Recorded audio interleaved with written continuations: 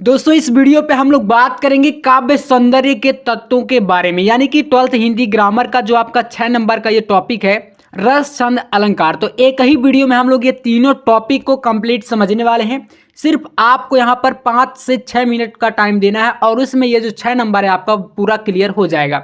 चलिए शुरू करते हैं। सबसे पहले हम लोग देखेंगे रस। रस में कौन कौन से आपको रस तैयार करने हैं, इनका परिभाषा के साथ मैं आपको उदाहरण सहित अच्छे तरीके से समझाने वाला हूं। तो चलिए सबसे पहला रस आपको तैयार करना है यहाँ पर श्रृंगार रस।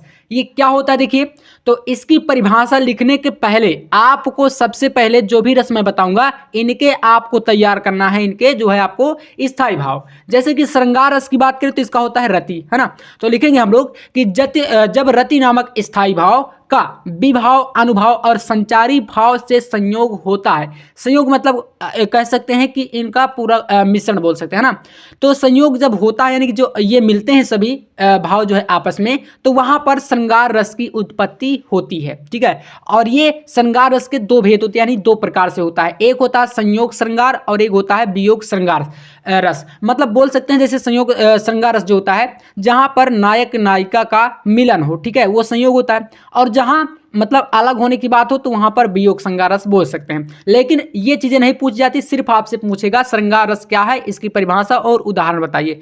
तो उदाहरण की बात करें, देखिए यहां पर लिखेंगे बतरस लालच लाल की मुरली धरी लुकाए, सौह करे भुवन हंसे देन कहे नट जाए। बस इतना सिंपल सा आपको लिख देना है। 1 नंबर मिलेगा उदाहरण का और 1 नंबर आपको मिलेगा परिभाषा का। तो 2 नंबर का टॉपिक है, इसको कर लेना है। इसके बाद दूसरा रस आपको तैयार करना है। सिर्फ 2 रस आपको पढ़ने हैं, ठीक है। बी रस।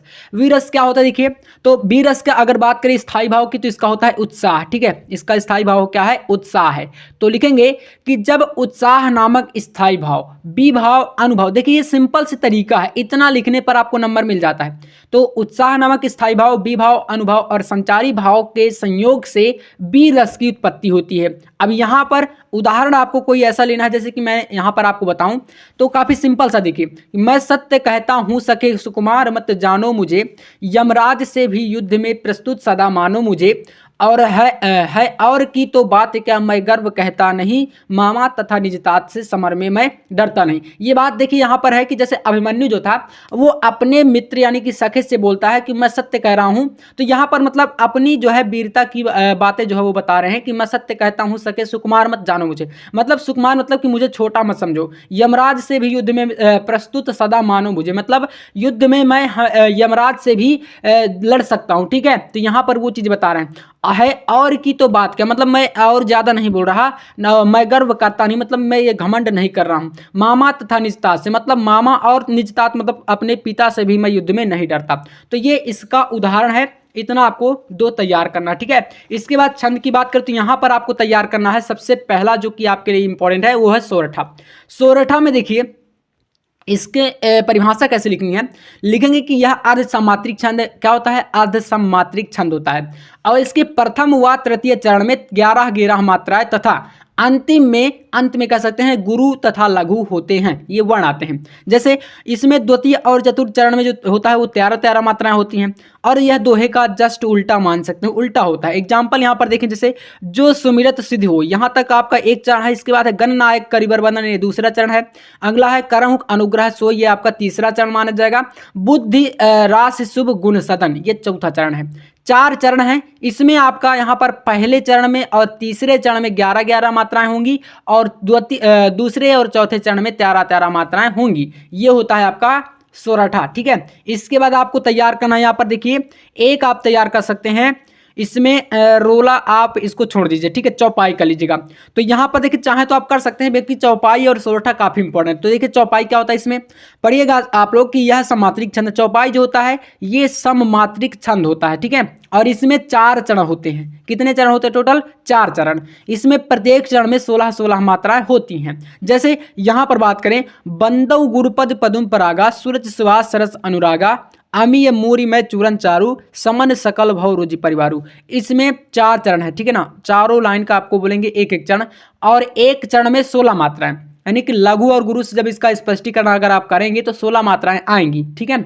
और चारों चरणों को मिलाकर आपका यहाँ पर टोटल कितना बनेगा, 64 मात्राएं। तो एक दोहे में कितनी मात्राएं होती हैं, तो 64 मात्रा होती हैं, ठीक है, एक दोहे में।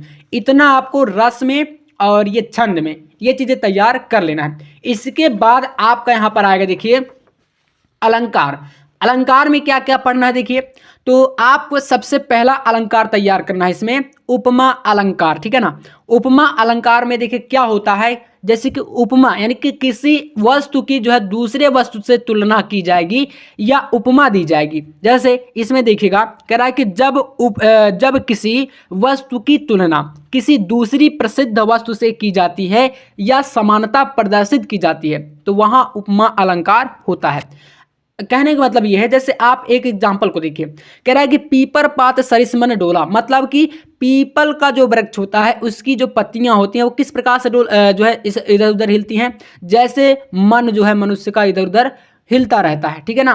कभी किसी चीज के बारे में सोचे, कभी दूसरे, ऐसा दिमाग में विचार जो आते रहते हैं, उसी प्रकार से जिस प्रकार से पीपल के पत्ते हिलते रहते हैं। तो यही यहाँ पर पीपल के पत्ते की तुलना या उपमा जो है मन से की गई है, इसको बोलेंगे उपमा अलंकार। जैसे यहाँ पर है हरिपद कोमल कमल से, यहाँ पर भगवान के पैरों को कमल से तुलना करी गई, तो ये आपका हो जाएगा इसमें क्या, उपमा अलंकार, ठीक है ना, इसको बोलेंगे उपमा अलंकार। तो यहाँ पर दो उदाहरण एक लाइन के कोई भी आप याद कर सकते हैं, बहुत सिंपल है।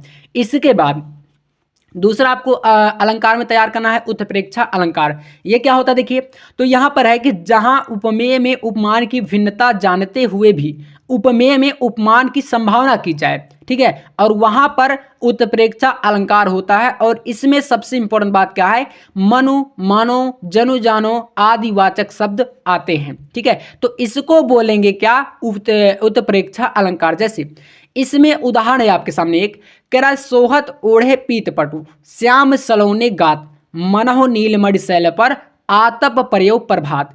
इसमें क्या है, इसमें आप अगर देखेंगे तो यहाँ पर मनहु शब्द आ गया है ना, मनहु मानो जानो ऐसे जो है वाचक शब्द आते हैं, इसमें हो जाएगा उत्प्रेक्षा अलंकार, ठीक है ना।